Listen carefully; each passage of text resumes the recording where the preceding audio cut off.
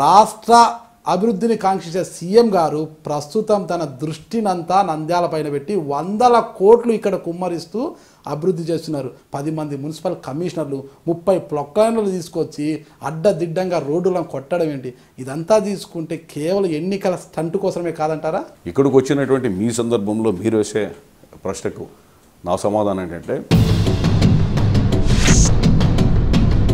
మీరే చెప్పారు ప్రధానమంత్రులు నంద్యాలలో పనిచేశారు. మరి వాళ్ళంతా అభివృద్ధి చేసింటే ఈ పొద్దు అభివృద్ధికి ఇంత నిరీక్షించాల్సిన అవసరం ప్రజలకు లేదు. భూమా నాగిరెడ్డి గారికి మంత్రి పదవి ఇస్తామని కూడా మంత్రి పదవి ఇవ్వకుండా కాలయాపన చేశారు. దాంతో కూడా ఆయన మనోవేదన అనుభవించారు. ఆ మనోవేదనతోనే గుండెపోటుతో మరణించారు.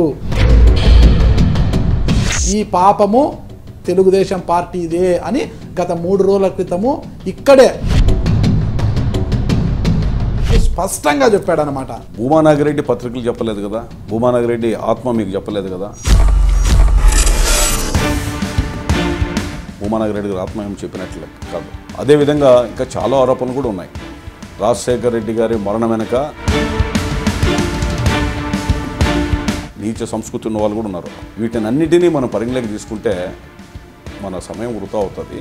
అనంతపురం మున్సిపల్ చైర్మన్గా గతంలో మీరు రాష్ట్రానికి ఒక ఐకాన్గా నిలిచారు. మీకు తెలిసినంతలో నాకు కాస్త కూడా తెలియదు. ఒక రోడ్ వైండింగ్ విషయంలో అడ్డు వచ్చిన ఇల్లులు కావచ్చు, ఇతర ప్రాంతాలు కావచ్చు, మనం కూలదోసే సమయంలో ఇంత మెజర్మెంట్ పోతుంది, దీని మార్కెట్ వాల్యూ ఇంత అని ఒక క్యాలిక్యులేషను అదంతా ఒక మెట్ చేసి వేస్తారా? లేకంటే ఇష్టం వచ్చినట్లు రాత్రికి రాత్రి వచ్చి పొక్లైన్లతో పగలగొట్టేస్తారా?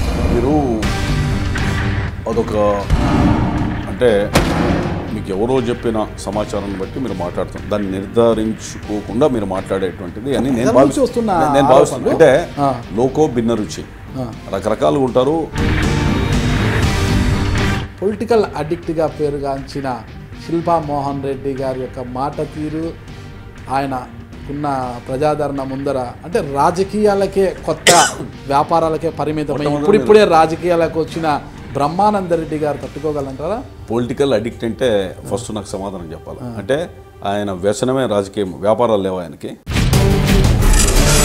శిల్పా మోహన్ రెడ్డి అనే వ్యక్తి మంత్రిగా పనిచేసి ఒక వ్యాపారస్తుడిగా రాజకీయాల్లోకి వచ్చాడు. జలీల్ ఖాన్ గారికి ముఖ్యంగా మంత్రివర్గంలో చోటు కల్పిస్తామని తీసుకున్నారు.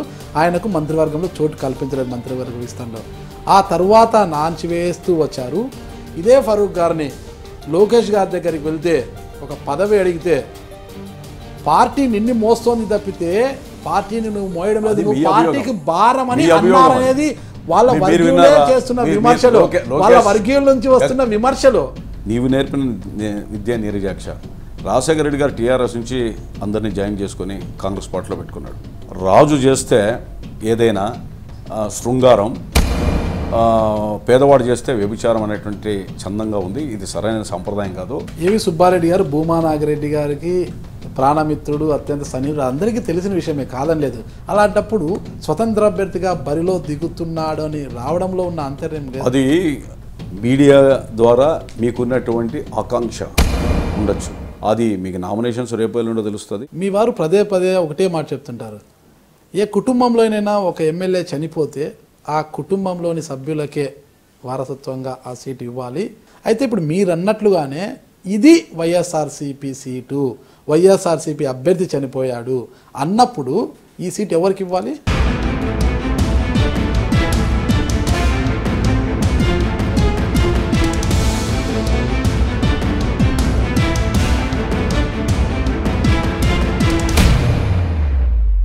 నేను ప్రభాకర్ చౌదరి, అనంతపురం.